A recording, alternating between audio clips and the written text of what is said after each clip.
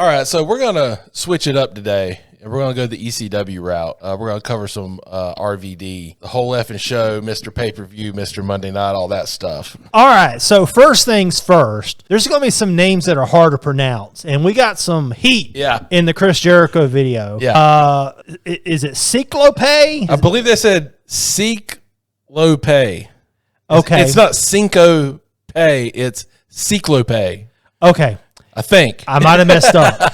And yes, I do agree. Juventud Guerrera's name is Juventud Guerrera. Yeah. I screwed up. I made a botch. Put it on Botch Mania. We offended some folks. Yeah. We may offend some more today. Yeah. Because these names are, I'm going to try to say it correctly here. Hayabusa. Let's go with that. And Jinsei Shinzaki. Yeah. Which I heard them pronounce it differently when they were introducing him in the match. Okay. But Joey Styles kept on saying like Shinzaki. So I don't know. I'm sorry if we're butchering the names. Yeah. I understand there's a lot of heat on us right now. We're just going to try the best we can today. Mm-hmm. We're talking about RVD, obviously. 1998, Hayabusa and Shinzaki versus RVD and Sabu. I selected this match for several reasons. For one, it was a phenomenal match. Now, I don't quite understand tag matches in ECW because there were no rules, but the refs still enforced tags. It's almost like AEW and ECW should have traded places. Just like, in AEW, there should be tags enforced, but there isn't. In ECW, there shouldn't have been tags enforced, but they were. Except for when the match got crazy and everything kind of just broke down, ref lost control. Yeah. So that was one of the things that was just kind of odd. And ECW, was interesting like that. It was no disqualification, but if you put your foot on the rope, it still breaks the count. Stuff like that. They enforce some rules and not others. So this was a tag match. Sabu and RVD were both the tag champions in ECW. And so he was the tag champion and the TV champion at the same time. They have this wonderful match. Shinzaki came from the WWE, was wrestling, for this pay-per-view. They do wonderful things in this match. It was just simply amazing. I haven't seen a whole lot of Hayabusa matches.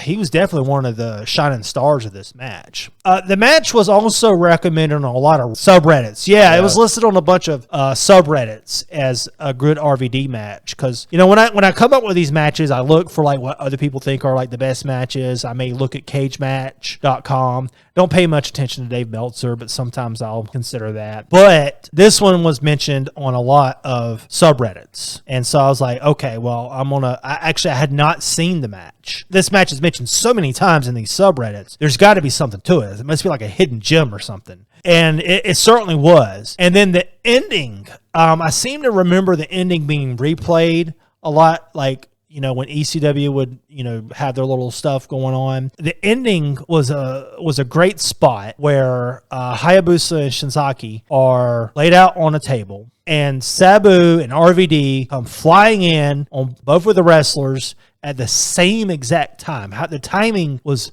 impeccable, okay?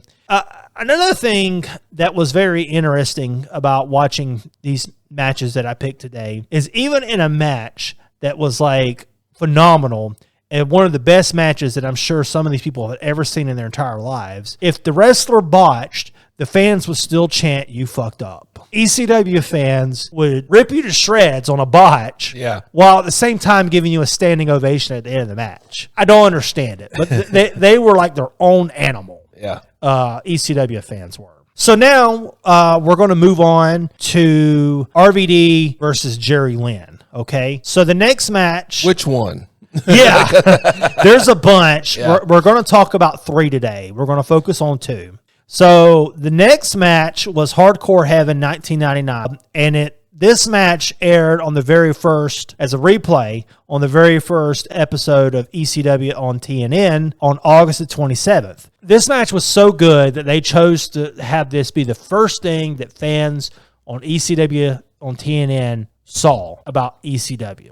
I want to kind of set this up. I went from being a fan of WCW in the early 90s, watching the Southern style of professional wrestling, which was my preference. I would watch the WWF, or now WWE as it's called. Back then it was clowns and mounties and golfers and trash collectors and, every profession you can think of, they had a wrestler that represented that profession. Okay. And I didn't like that despite being a kid. I thought it was stupid then, and I think it's stupid now.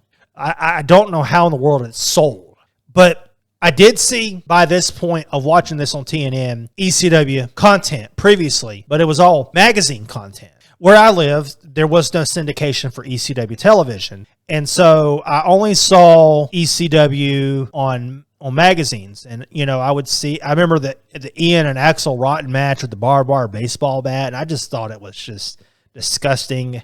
I couldn't see why someone would want to watch that. I did see Sabu, doing leg drops through tables and stuff like that. And I did think that looked pretty cool at the time. And I had an idea of what ECW was about, but there was nothing like seeing this match, okay? It blew me away so much that I have a strong memory of watching that match today. And just being like, I've never seen anything like this in my life. Yeah, there was the Attitude Era, and you were starting to see a lot more raunchier content in the WWE, but I still never saw anything like this. You had two guys doing a no disqualification match. Even though it was a no disqualification match, most of the time when you would watch no disqualification matches back then, it would just be brawls, okay? Brawls with improvised weapons, okay? This was athleticism with improvised weapons. They were doing things with a chair that I'd never dreamed of seeing. You had elements of great matches in the past with multiple pinfall attempts that failed and things like that, false finishes. It was like if they combined Ricky Steamboat versus Randy Savage at WrestleMania 3 and threw in a bunch of crazy maneuvers with a steel chair. Okay, that's what this match was like. Okay, you got to watch the match. You just simply got to. Any Jerry Lynn RVD match was simply amazing. I really hate that Jerry Lynn's career did not really take off after all of these matches. I'm glad RVD's did, but it was simply amazing. And ECW, they would take two people and find out that they had good chemistry together, right? And they would repeat the process. And like Lance. I might butcher the name. I apologize.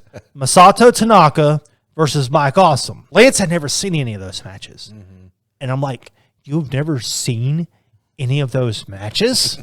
And I wound up I made him watch 3 of them, I think. Because I was trying to remember which one was the best one. And I kept debating with myself which one was the best one. Yeah. It is the same thing with the Jerry Lynn RVD matches. Uh-huh. How can you determine which one's the best one? Right. Okay, the next match I'm going to bring up is my least favorite, but only because of the ending. The matches were just phenomenal. So ECW was really good about that, of taking these guys that had really good chemistry in the ring, figuring this out, and putting it out there, and milking it. Unlike watching a lot of rematches in wrestling where you get bored of it or you get tired of it after happening so many times, I never got tired of Jerry Lynn and RVD. I never got tired of Masato Tanaka versus Mike Awesome. You could milk those matches forever. And I would never say, I don't want to watch that. I'd probably watch the guys now. The next match I want to talk about, it aired. I don't know when it was. Somebody's going to comment and say the match wasn't on this date.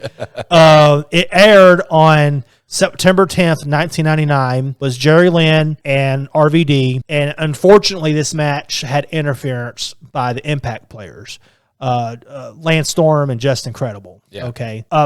I got to take a moment to do a sidebar here, Lance. Okay. So on our YouTube channel, when we're talking about women in the wrestling business, I make sure that I don't focus on looks because we're here to talk about wrestling. I don't want to, objectify and all that, but I can't help but say that Dawn Marie was, and is still the most beautiful woman in wrestling. I had a huge crush on her as a teenage boy. You realize you're simping, right? Yes, I know. Okay. I just want to clarify that. I had a journal I wrote about my feelings, and I wrote about her.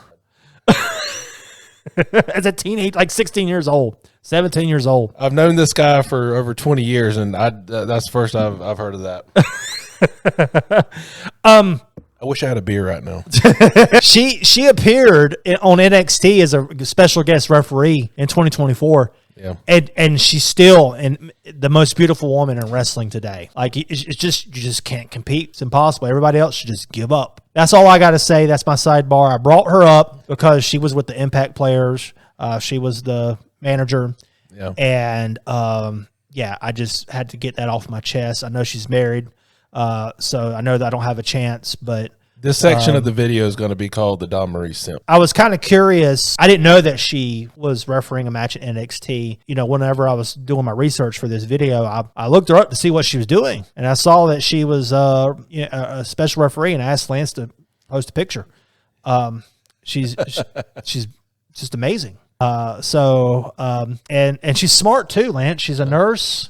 Oh, yeah? Yeah. Okay. So she's got everything. Back to RVD. RVD. Impact players interfere. Then on the September 27th, 1999 airing of ECW on TNN, RVD had a match with Lance Storm. After the match, RVD challenged Jerry Lynn, to make up for that awful ending with the other airing. I don't know how you can really compare these matches, but this may have been the best of these two guys. Jerry Lynn was coming into the match with, taped ribs and everything. RVD had just wrestled a match. Obviously the taped ribs were, work, but RVD really did come out of a match already, so he was tired.